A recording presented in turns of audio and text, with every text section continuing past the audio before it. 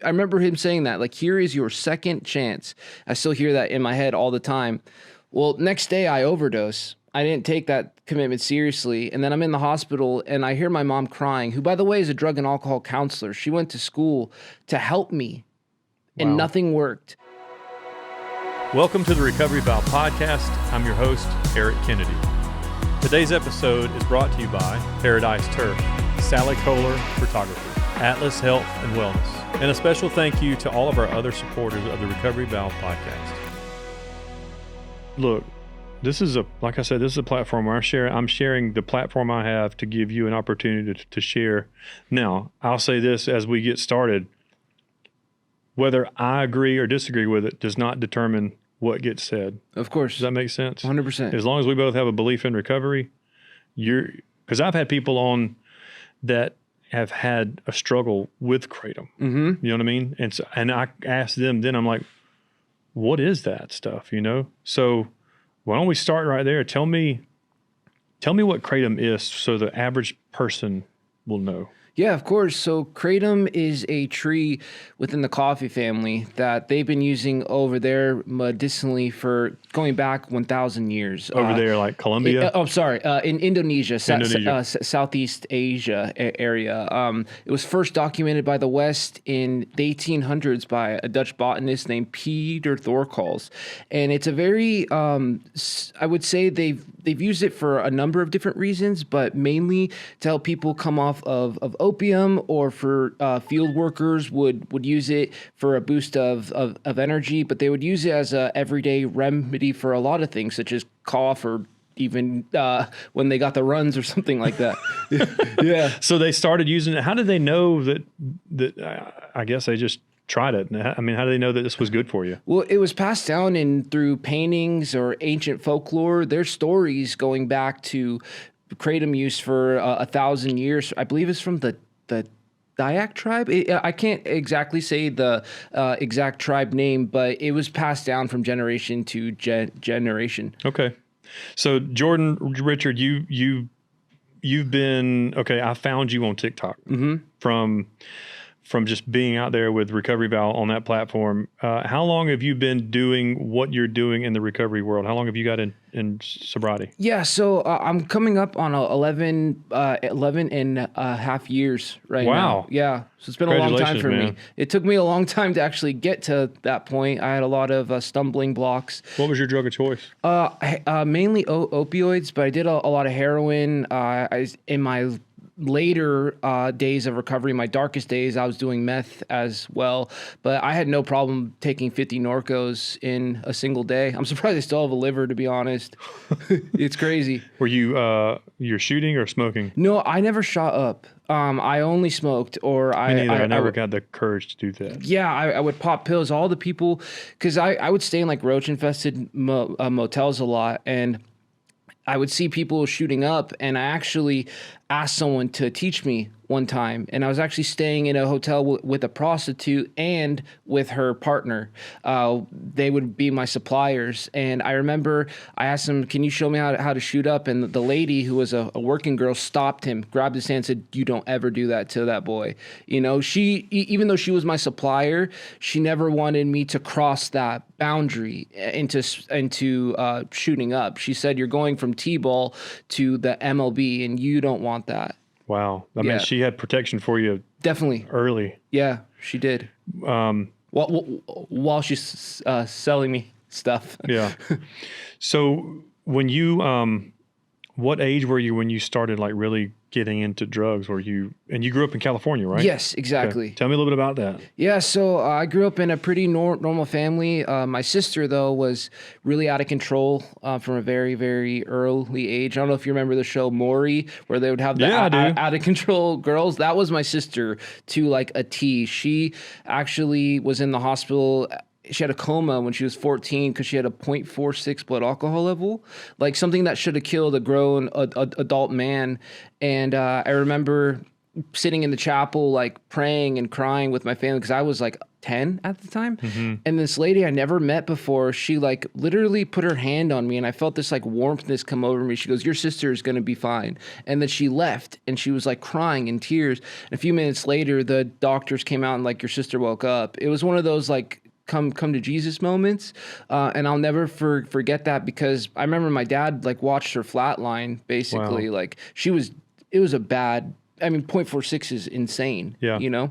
Yeah. Definitely insane. That's your only sister? I have one sister. I actually found out I had a sister through Ancestry.com recently. My dad had no idea, but I guess he had a kid when he was 16. Wow. Had no idea. My dad's the most loving, tender Christian man you've ever met. Obviously, he was a little bit wild when he was younger. To have a kid at 16. Yeah, just a little bit when he was 16. Yeah, exactly. But, my parents met in the ministry, and he had no idea. And I got a call from a lady on Ancestry. She goes, hey, looks like you're my uncle. My mom's never met her dad before.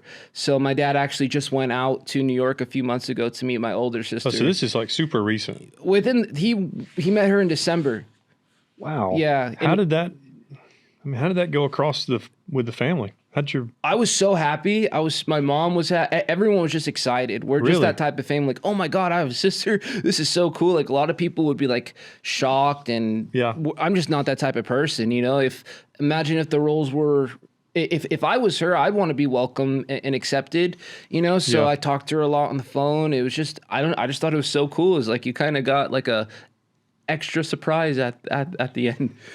So you talked about being, in addiction, but you also, I heard you mention a little bit about your family was in the ministry. Like, was your dad or mom like working for the church, or you guys are just believers and went to church? So my parents are from the East Coast, and they met in the ministry in New York, and then moved out to California. So they were out of the ministry by the time I was born, though. Okay. It was called the Way Ministry, and so I know that they met. What is the Way? It's just an organization on the East Coast. It's like a ministry, or at least it used to be. This was like the 80s or something like that. It's a Christian ministry? Yes, okay. Yeah, exactly. And they met, they fell in love, and then moved to California. And so I don't really know that part of it. I grew up going to church, but I wasn't like in the church, if that makes sense. My parents tried to instill like Christian values in me, and I obviously turned my back on that for a very long time. But now I'm at a point where I'm definitely a believer again. Yeah, because you're married now. Married, got 5 kids. 5 kids? One grandkid too. It's a blessing. My wife is a little bit older than I am. She just turned 40 on the 12th of this month, and I'm 33. And she had 2 girls before I came into the picture. And easy now, because I'm 45.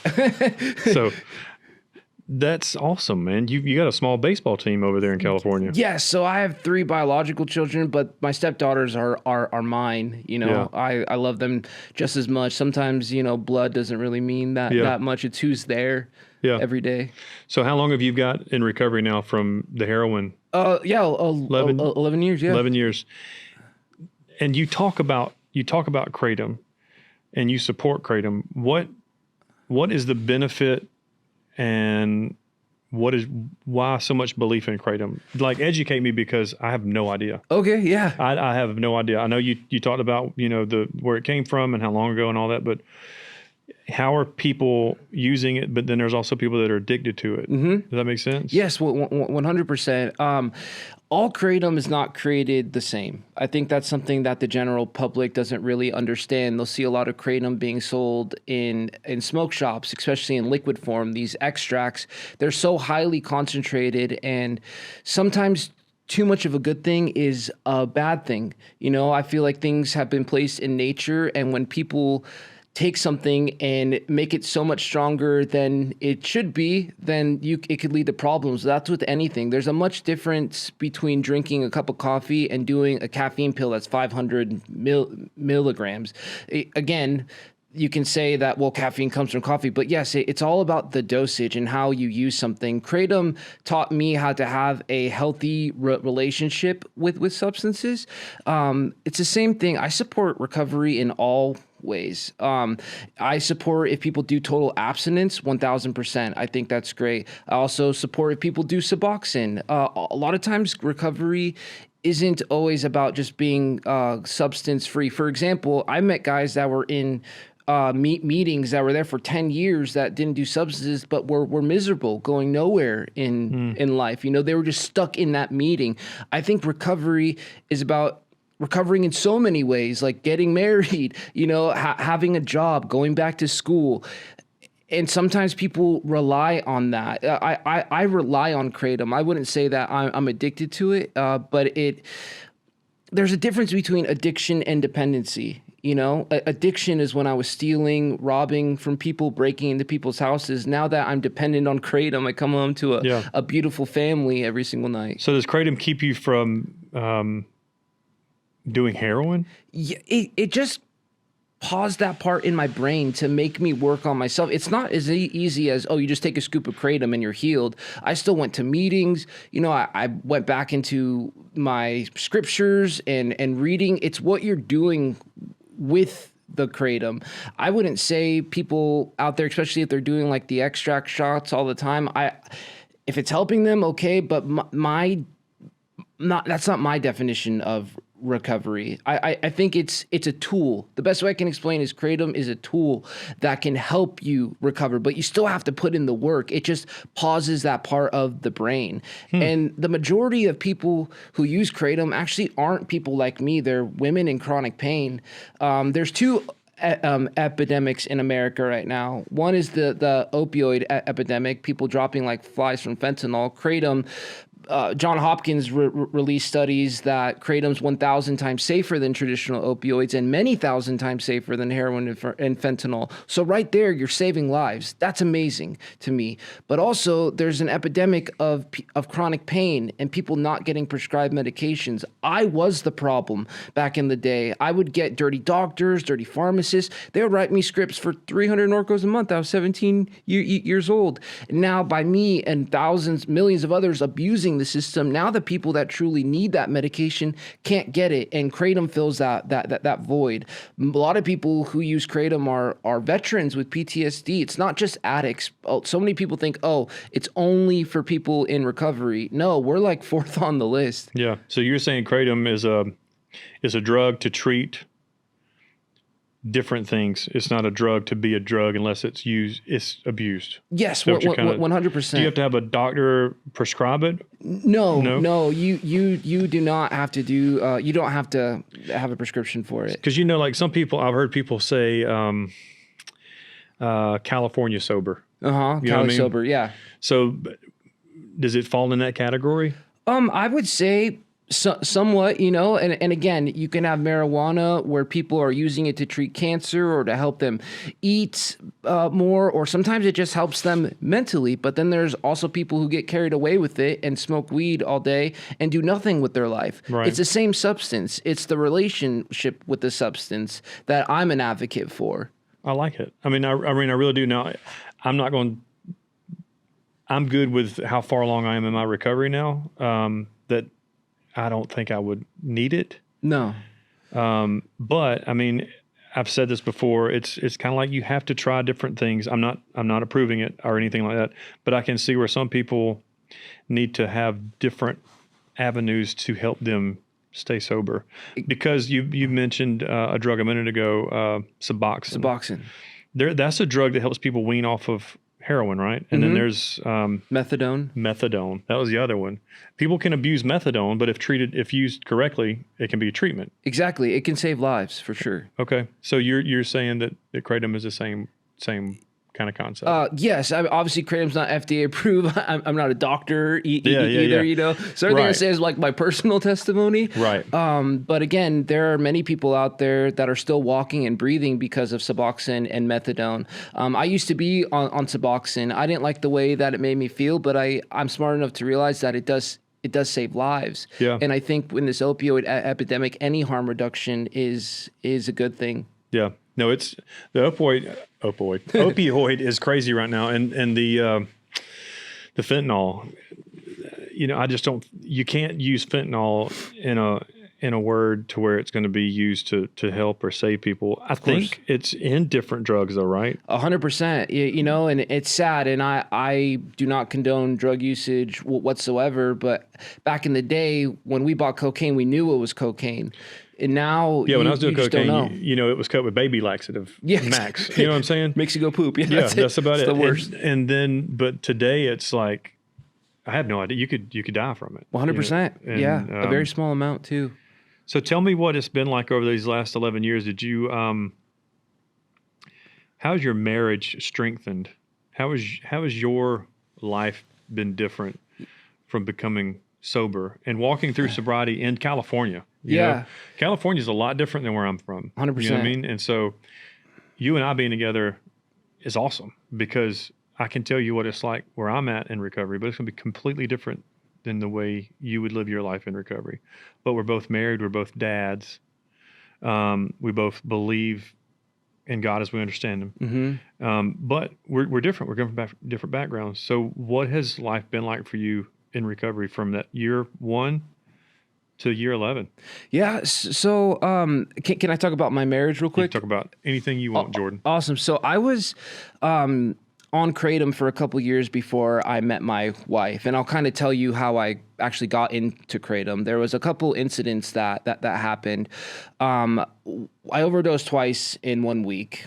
And that was a big wake-up call. But Heroin. Also, I got involved in a low-speed chase from heroin. I got involved with a low-speed chase with the cops. I didn't speed because I didn't want to get in more trouble. So I was going like 35 miles an hour. I was using my turn signal, everything like that. That's extremely low-speed chasing. Yeah, exactly. Yeah. But I was trying to get away from the situation because I did have heroin, I had meth, and I did have needles. Even though I didn't use needles, my passenger did. And they pulled me over, gunpoint. It was a gang task force unit. There was 8 cops, all had guns drawn, saying, don't reach under the seat. My passenger was reaching. I was like, okay, well, I'm going to get shot. I might as well just say, yes, sir, no, sir. I knew I was caught. Like, there's nothing I could do. And they put me in the back of the cop car. And lo and behold, I'm working with special needs kids at the time. Doing heroin in the parking lot, but getting like employee of the month, basically. I worked at this like gymnastics center, but I also helped with ABA therapist and all this stuff. I always had a love for special needs children, even though I was using.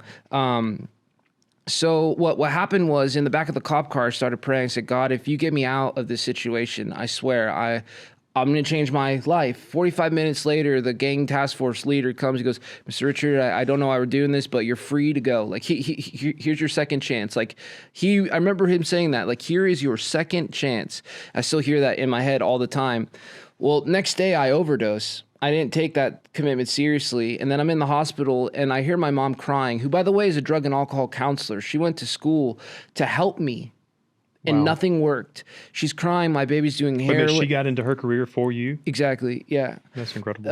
And basically I heard my mom crying. I was like, okay, this is enough, Jordan. So I went home and I Googled natural ways to beat this. And lo and behold, I went to rehab multiple times. It never worked. I was stealing people's medication in rehab, sneaking out, going to Vegas during rehab. We would ditch rehab, drive to Vegas, come back, like bad stuff. And I looked up natural ways to beat my issue, and Kratom kept popping up. I went to the smoke shop, bought some. It didn't work. Yeah. And I tried like 4 different times.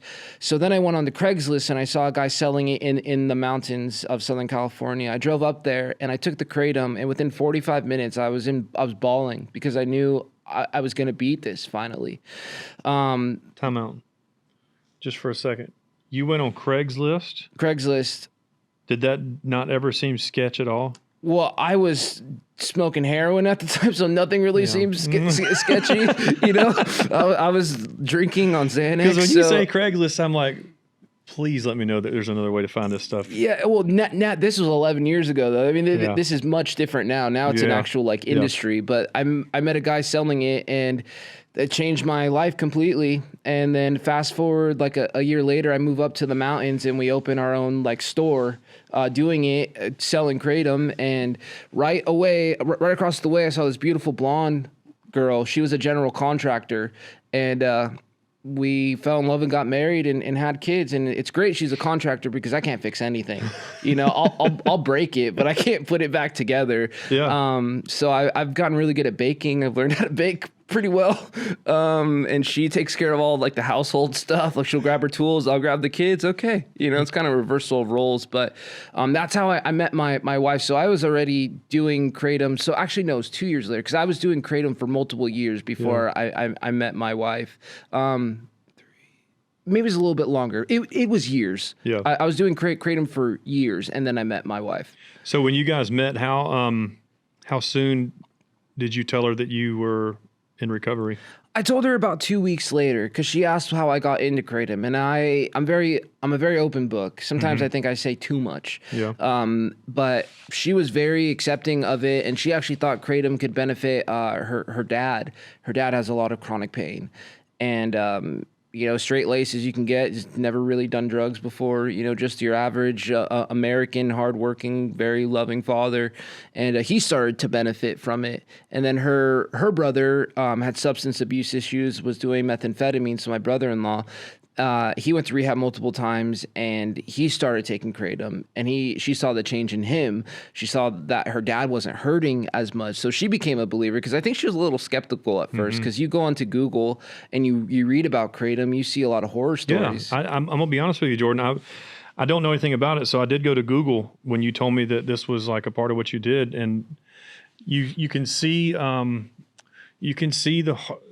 not so much good information out there about it, So like, it's not that I don't agree because of what I read. It's this is, like I said, it's just me asking all the questions. Please, for people that have the same definition of it, Yeah, of course. I had a lady on the podcast, and her episode came out a week before last, and she was in recovery for a certain amount of time. And she considered she had a relapse, and her relapse was on Kratom. Okay. And I questioned, how is that considered a relapse? And I think she was abusing it. So it wasn't prescribed. She was buying it on her own, but I don't think it was used in a controlled environment, I guess. Because I find that certain people will go to the extreme when they consider a relapse because of a situation like that. Some people have to take medicine for different levels of anxiety. I'm one of them. I take a medicine daily for anxiety, but I don't abuse it. But some people do abuse it. Yeah. Like some people take too much Klonopin, if you will. That's something I take as needed. It's something that is controlled by my doctor. But if I took it too many every day, I mean, you'd be a zombie, and so I can see where some people go off the deep end when it comes to Kratom or any substance. Yeah, that's the addiction personality. If you go online, you can literally find 12-step meetings for caffeine. Caffeine use disorder is a real disorder in the DSM-5, and people sometimes, not all the time, not most of the time, however, there are people out there that go to treatment for caffeine. I was talking to Dr. Jack Henningfield, who's the #1 addiction scientist in the country, and he was saying, what's the difference between something like Kratom and something like fentanyl? He was saying that the vast majority of people we talk to, he's from Johns Hopkins, like I mentioned, are saying that they're getting their life back, while people take opioids to escape life. He goes, we hear it over and over again, Kratom gave me my life back, or Kratom gave me my son back. He goes, is that every single case? He goes, no, because that's never going to be the case with anything. Right. And he's the one, I didn't know caffeine use disorder was a real thing. He's the one that told me, and then I started researching, I was like, wow, this is, addiction science is extremely relative. It's not a one size fits all. You can have, say, 90 people who take Kratom that benefit greatly, but there's 10 people that get carried away with it. Does that now mean Kratom is a bad product? I wonder how much coffee you have to drink to be considered a caffeine addict. I don't know. I think a lot. I know 30% of Americans can't physically function without caffeine. I know that's a real number. 30% of Americans cannot function without it. Really? Yeah. I'm not a huge coffee drinker, but I like coffee every once in a while, but I'm not that coffee snob with the, you know what I mean? Like pour overs. I mean, I think it's great, but I don't get into it that deep. Yeah. I mean, especially too with these really same thing when you get these crazy strong caffeine pills and you get these crazy strong Kratom extracts. Again, 90% of all horror stories you ever hear with Kratom are from these highly, highly concentrated extracts. Like I mentioned earlier, a cup of coffee is much different than a caffeine pill. And a lot of the Kratom on the market is adulterated Kratom, or it's not even Kratom. It's being labeled as Kratom. There's something called tianeptine, which is a very scary drug that often gets labeled as Kratom. Also, too, there's these new 7-hydroxy products on the market, which it's basically morphine being labeled as Kratom. That's what they're doing right now. And so I think people knowing the differences in Kratom, that not all Kratom is created equal, but also Kratom regulations. Like there should be a certain level of alkaloids that should be allowed in Kratom products. Again, too much of a good thing is a bad thing. Too much water is bad for you, but when you're not educating the public or you're doing these crazy strong Frankenstein extracts, you're totally abusing the plant. It's not what God intended it to be, because I'm a firm believer that God put natural products here to help us just as much as, he puts ideas in people's heads for new medicines. When the public understands the different levels of Kratom and they know how to use it responsibly, I think Kratom can benefit a lot of people. Do I think it's for everyone? No. I always say to people, Kratom's not for everyone, but for the people that need it, it's everything. Yeah. How about if people are abusing it, what is a con of Kratom? Like if you're using it too much, what's going to be a sign or a symptom that you're not using it properly? Yeah, well, I mean, all Kratom products can cause physical dependency, just like I take, for example, my mother-in-law's never done a drug in her life, but if she misses her antidepressant, she goes into withdrawal for sure.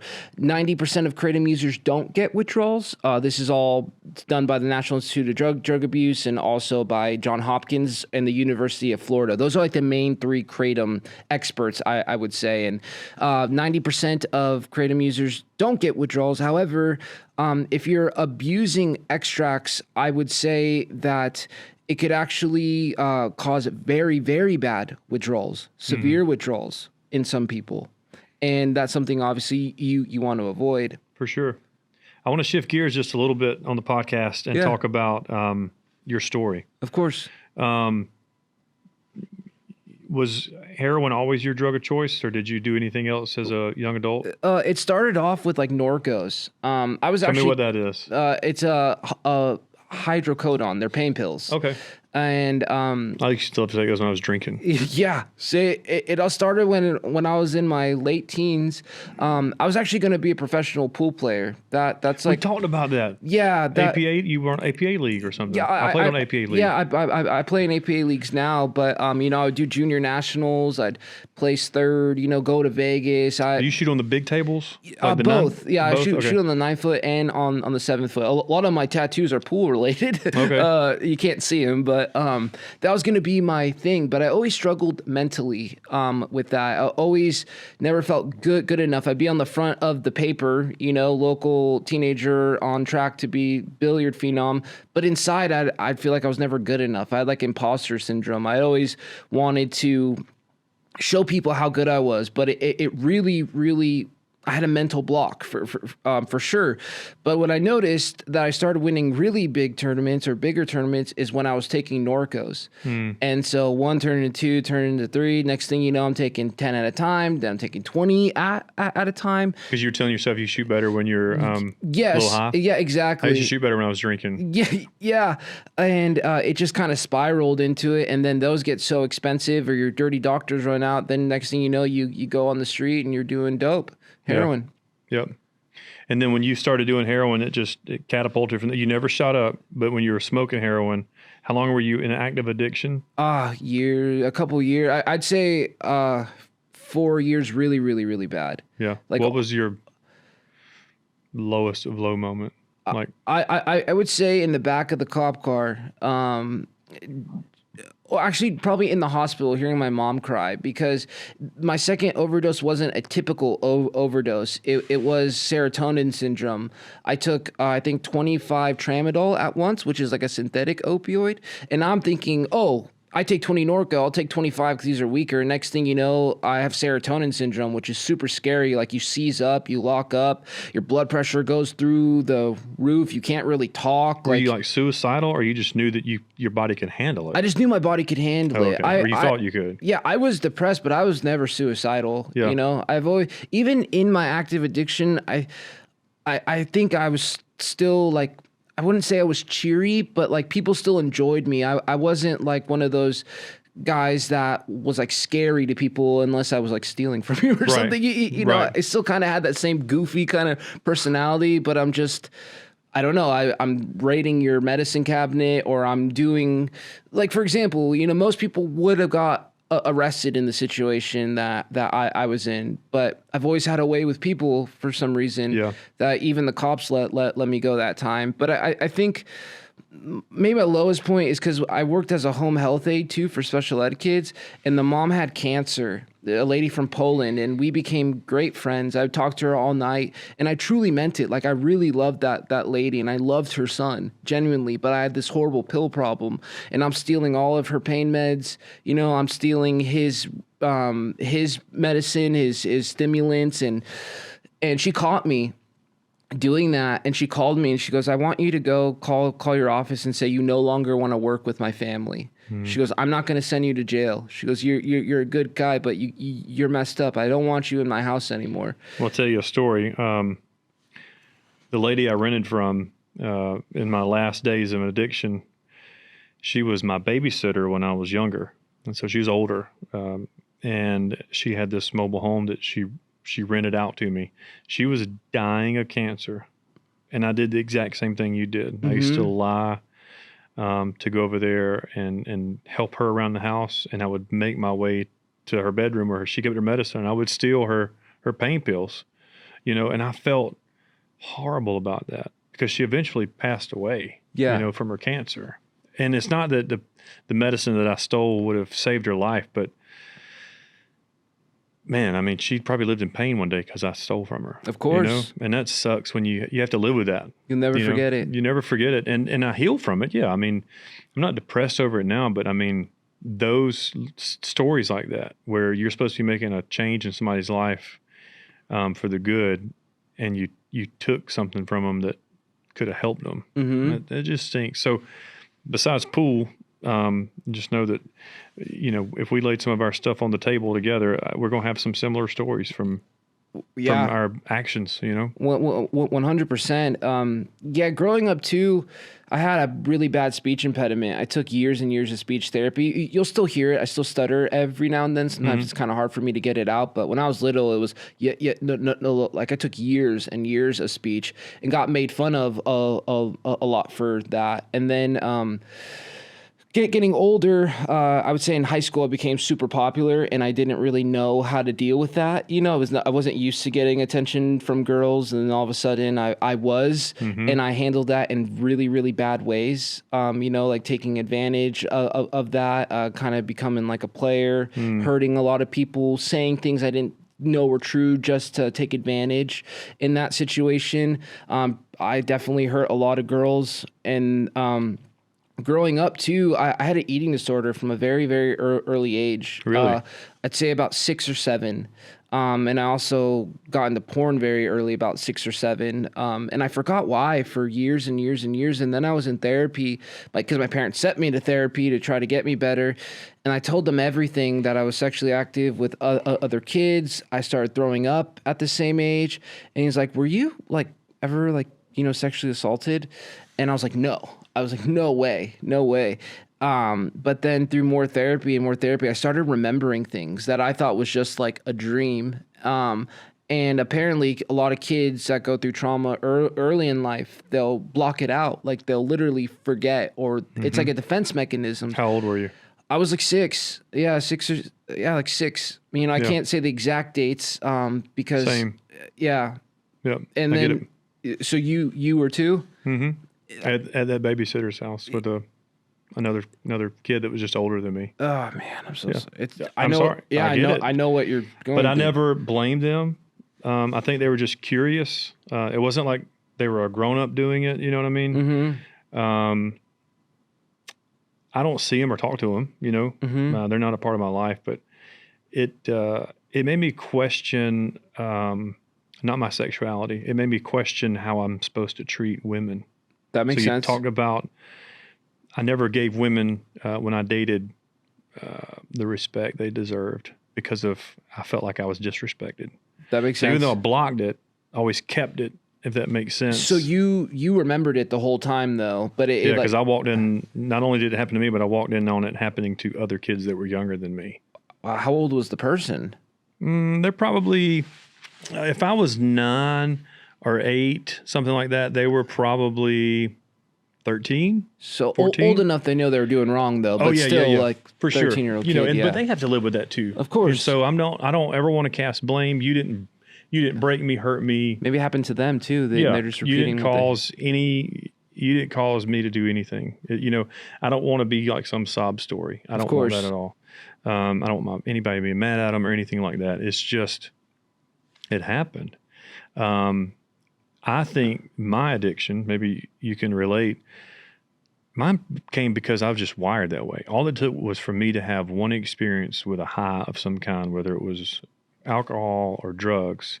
I had to have that over and over again. It was like, some people get sexual addiction. Some people get food addiction. Some people get, I got all of them. all these addictions, like I've been to meetings before where a dude would stop and eat a rotisserie chicken on the way home every day, and I'm like, I can't help you, but all I can do is share what I went through just to kind of give them. Yeah.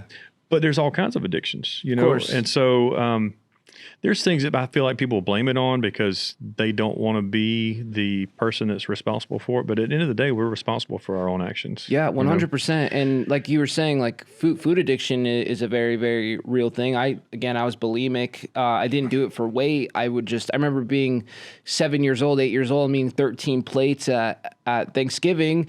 And all I remember is I'm full. I want to eat more, so throw up. That's was going through my head, and I did that forever and ever and ever.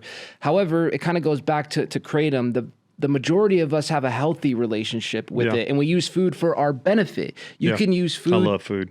You can use food to grow your muscles, to help your brain, but you can also pig out on junk food. Yeah, how can you use ice cream? However you can use ice cream, I want to know that because I love ice cream. Me too. It's great. But it's kind of the same concept. It's how you use the food. It's what food you're putting into your body. How often is it?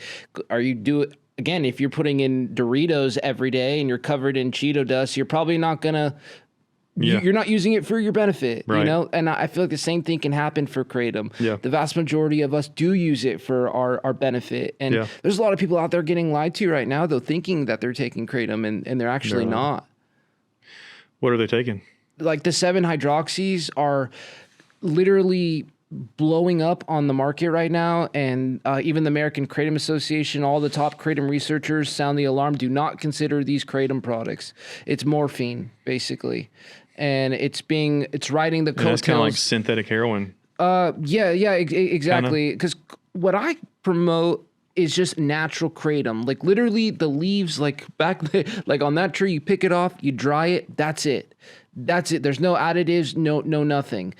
Us advocates, every advocate you'll ever meet, they're not promoting extracts. They're not saying the extracts saved their life. They're saying Kratom saved their life. That's powerful. Big difference. So I want to shift gears just a little bit. Sure. Now, we met on TikTok because I have the Recovery Vow platform and you have your platform. But I would say you're an influencer to a certain extent. You have a pretty big following.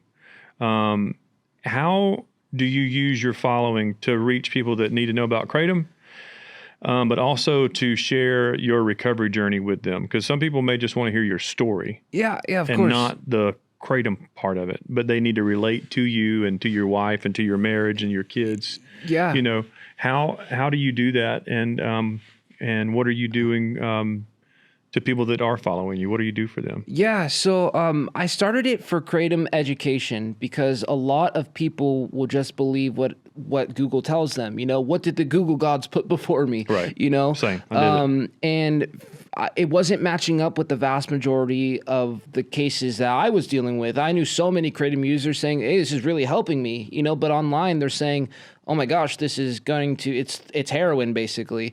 So basically, I started my channel to educate people the differences and kind of warn them there are different types of Kratom, but I also fight the narrative like a lot. A lot of people will say, oh, the FDA says Kratom is super dangerous. That's what it will say online, but they don't know that the FDA refused to say Kratom was dangerous under oath in a court of law. They refused to do it. Again, 75% of the FDA's budget comes from Big Pharma. Kratom destroys half the pharmaceutical industry. And I wanted people to dig deeper, so much so that the FDA just released their own first study on Kratom saying Kratom appears to be safe. So they're starting to kind of go back on what they said, but there's so much misinformation that I wanted to show people the other side. Like, there are millions of us out there. There's roughly 18 million Kratom users in the United States. And healthy Kratom users. Healthy Kratom users. That aren't abusing it. Okay. I mean, well, in that case, out of the 18 million, according to Johns Hopkins, 3% qualify for severe Kratom use disorder. And out of every one of those, I would say the vast majority of those are people heavily abusing the extracts. Gotcha. Again, what I'm talking about is just the regular Kratom. But I don't know, I have a really goofy sense of humor. I love puns. No, I've seen your TikTok. You're pretty funny, dude. Oh, thanks. I watched your Spirit airline travel from Los Angeles to here, so yeah, it's where you have to drink spirits to enjoy that one, to enjoy that flight. And then I saw a lady who had a dog. I said it was her spirit animal. Yeah, I saw that. So it's an outlet because my wife is so tired of my jokes. She's so sick of them. She expects it, that people out there, they don't get, because they don't have to live with it. But I also just started showing my everyday life. Like, I would document just me with my kids. I love my kids. I love being a father. I love being a husband. And, it shows a totally different picture of us. Kratom users are normal people. Yeah. We have families. We have so many people. I get called, oh, you're a junkie. You just traded one addiction for another. And it's like when you go from running from cops, using your turn signal, by the way. Low speed. And staying in roach-infested motels, hanging out to gang members, to now having a gang of my own kids, to me, that's recovery. Yeah. And I wanted to show people that. But I tell people all the time that Kratom can cause physical dependency. There are some side effects, just like with any other medication. However, they're much more minor compared to, the big pharma commercials that you see. But I just wanted to show, instead of like, I guess the best way I can say it, I started documenting. I didn't start creating videos. I started just documenting my life and documenting what I knew about Kratom. I would have a bigger following, and that's not really that important to me. Yeah. It's getting my message out. I get messages all the time like, you saved my life. Like, you genuinely saved my life. And I've gotten that hundreds of times. If you're getting those messages, just keep doing what you're doing. Don't worry about the following. Yeah. I'm on my 10th or 11th account, though. I always get banned. Why do you get banned? Because it's Kratom. They say it's drugs, and in reality, Kratom is a drug, just like caffeine is a drug. Do you ever go live or anything? Yeah, I definitely do, and I get restricted within the first 5 minutes. I'm fighting this uphill battle, and it's unfortunate. If I had an OnlyFans account, I feel like I'd have no problem. Those people have no issues. A little Kratom and a little feet. Yeah, exactly. yeah, exactly. It's really unfortunate, though. Yeah. I feel like. Talking about pornography, people are like, oh, you're promoting, a substance to children. That's the opposite of what I'm doing.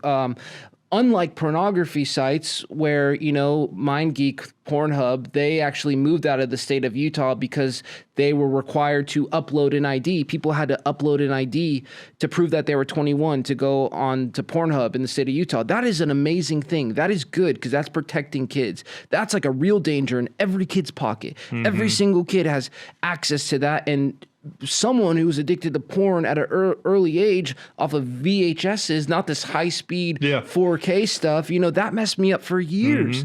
Mm-hmm. That's how we shouldn't learn about sex that way. No. I remember finding a magazine on top of the school roof. Mm-hmm.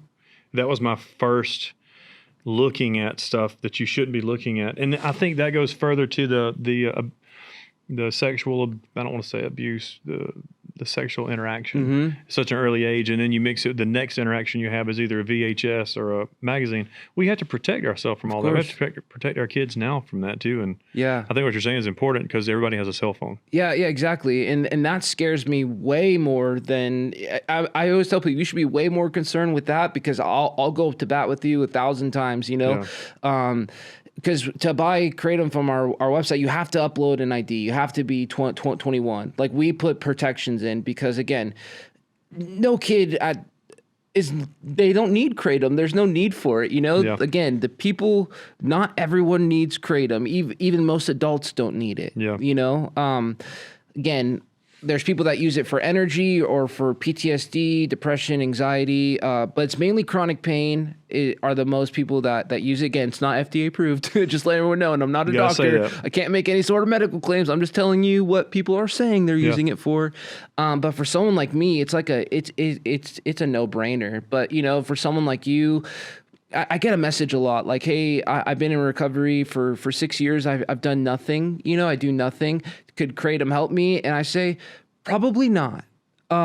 Just because, again, if you're dealing with really bad depression or if you're thinking about relapsing or anything like that, Kratom 100%. But if you've been doing good for 6 years, why add anything? You wouldn't want to add an antidepressant. You wouldn't want to add any sort of substance, you know? So I'm very cautious with telling people who need it, but I think for the people that need it, I'll scream it from the rooftops that it's the better choice. Yeah, I get that. And I appreciate your honesty and your transparency. Before we close, how supportive is your wife and everything with your recovery from heroin to your belief in Kratom? Yeah. So does that cause any tensions at all? No, she actually uses Kratom herself, and I mentioned that she is a general contractor, but she also holds her nursing license as well in the state of California. My wife's a badass, honestly. I definitely married up for sure. You know, my jokes were so good for so long. You know, it got me in the door. Hooked her. Yeah, it hooked her. You know, but she's actually in huge support of it, just because she's seen what it's done for her dad, my mother-in-law, who's a nurse as well. They all use Kratom. They don't use it as much as I do. I take Kratom like twice a day usually. My wife will use it maybe once, then wait a couple days. You use it again. But she's always been in support of it, and she's very anti-big pharma because she was a nurse and she saw, like, yes, there are some medications that have helped people, but she's like, we're being overprescribed too. You know, there's no denying it. Two things can be true at once. Medication can save people's lives, but we're also being overprescribed. Yeah. And she's always been supportive with my addictions. But she's never been an addict, so she doesn't really understand, you know, a lot of it. And I think I kind of overloaded her. I don't know if you ever seen that Friends episode where I forgot where Rachel starts dating Bruce Willis, and he doesn't like talk. Bruce Willis?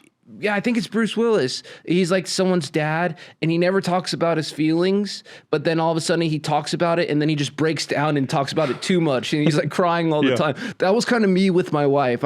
She's always been supportive, but you know, at the same time, you don't want to overburden your spouse. And I think I did that. I think it was because I never told anyone about any of this, what happened to me as a kid, what happened, all the bulimia, everything.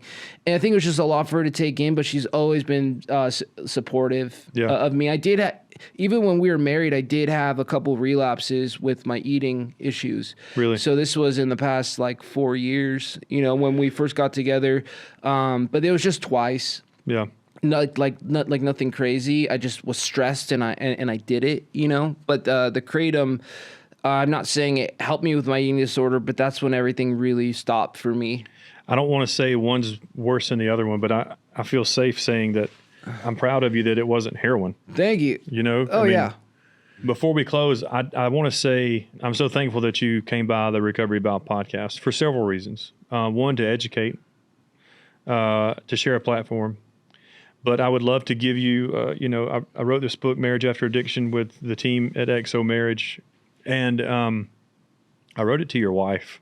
to be honest with you. I wrote it to the supporting spouse. So I would love for you to use your influence and just kind of read through it. I'm going to give you both a copy, one for her and one for you. And go through it if you don't mind and just give me some honest feedback. Like, this is good.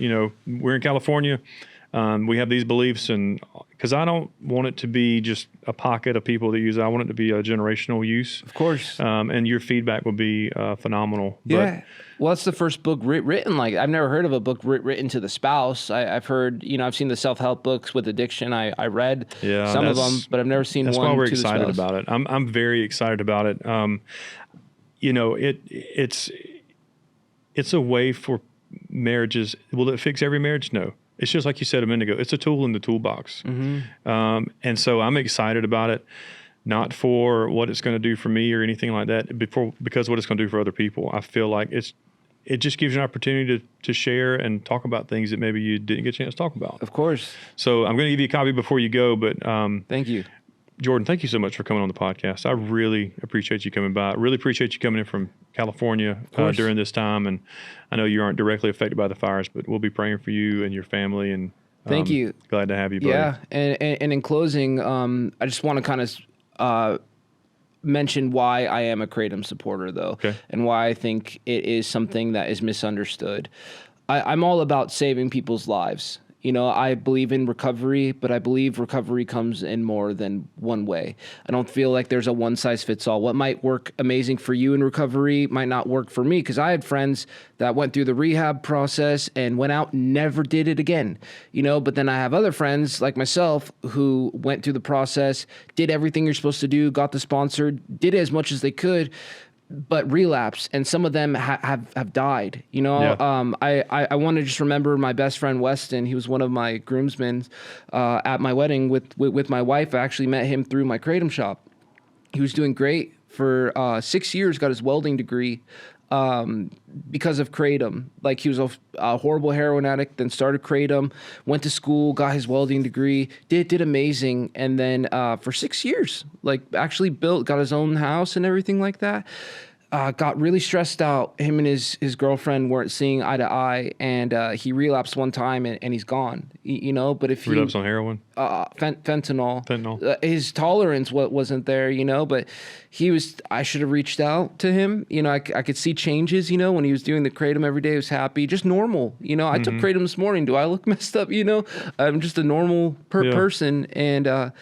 Yeah, he did it one time and he's gone. And I know there's so many people out there who, if they used Kratom, they would still be here. And I think that's my main concern, is keeping people alive, but also happy as well. Yeah. I appreciate you being transparent. Yeah. And how long ago did Weston pass? June 3rd. It will be 3 years coming up. So yeah, 3 years this June. Yeah, that's heavy. Yeah. But I appreciate you sharing that. I've lost some friends since I've been sober. Yeah, so I get it. It's hard, especially with the epidemic right now. I think any form of harm reduction is a good thing, except the way California does it. We do it weird, where you hand out needles to people. Yes, you do. Yeah, it's kind of backwards, I'm saying that there is another way. Recovery isn't a one size fits all. Yeah. Well, you done great, man. Thanks for coming on. You did fantastic. Thanks for watching and listening to the Recovery Vow podcast. Be sure to like and subscribe and follow along on all of our social media platforms. A huge shout out to all of our sponsors. You can find a list of them in the show notes below or on the screen you're watching on our YouTube channel. We'll see you next week. Today's episode is brought to you by Dr. Rhonda Milner, Kendra Neal Studio, Augusta Dream Center, Newsom Electric, New Spring Church, Augusta Lawn and Turf, Candace Riddle Realty, Gold Neck, Norval Fixture and Equipment, S&S Supplies, Belinda Thompson, Rhett Walker, Carpet Cleaning Pros of Augusta, Coleman Construction, Bagwell Insurance, Tree Guys with Ties, Barrow Walden, Kendrick Pain and Body, Roof Savers, Game Changer, City of Refuge, Augusta Magazine, Burrow Elijah Attorney-at-Law, Communigraphics, The Nonprofit Desk, Corbin Jones State Farm. And a special thank you to all of our other supporters of the Recovery Vow podcast.